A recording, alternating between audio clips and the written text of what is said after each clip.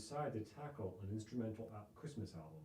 It was easy this year, given that the world had shut down in the biggest way possible, combined with the fact that I've been wanting to put out a Christmas album for many, many, many, many years. I had the time to do it. I wanted to also put back into the universe an introspective Christmas album. And this year, the tone of the year, it's just the timing worked on all levels. I was ready. I had already chosen the songs that I wanted to do, and all I had to do was just sort of practice them for a bit and record. Tell us about the inspiration behind your 3 original pieces.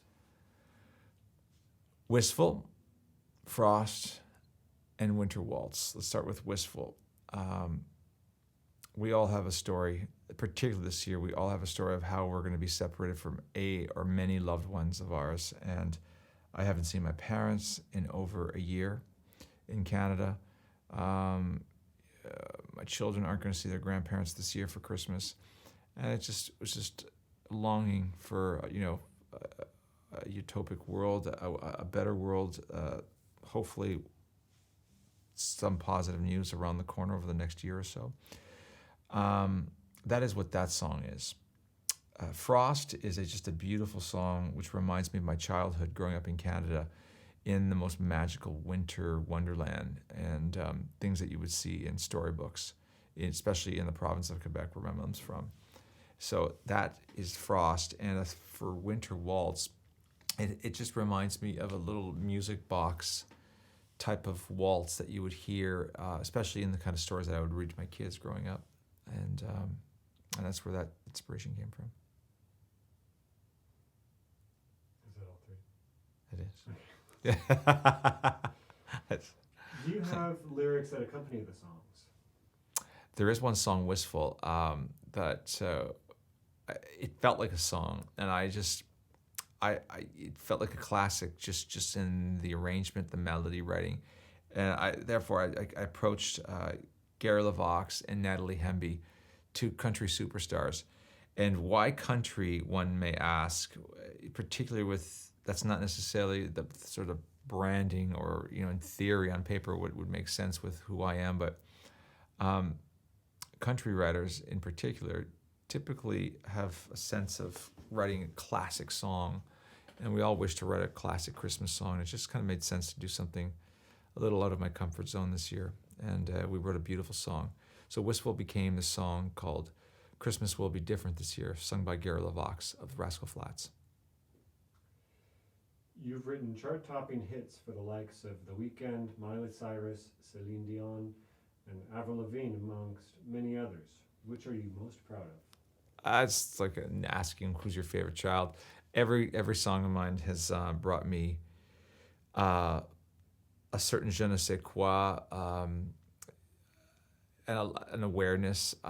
We often leave out of that part of the resume the Olympic suite that I wrote for Vancouver in 2010. That was a very proud moment for me. I'm not necessarily saying it's the greatest moment, but it's certainly up there to write such a powerful piece of music. Over 200 cues of music, and to get to work with some of the best orchestras in the world and leave a piece of history for your country. So I would say, add the Olympics to that list as well. You clearly have a knack for writing a hit. What's your secret? Just hard work. A lot of hard work. Simplicity requires hard work. And what was the driving force behind finally getting out your debut album?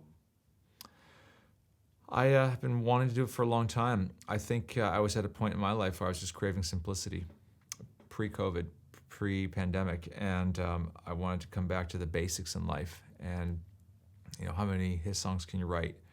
I wanted to just challenge myself in a different way, and here we are. Describe what a piano means to you. I often refer to my piano as a she, is my muse. She's my therapist. She's my confidant.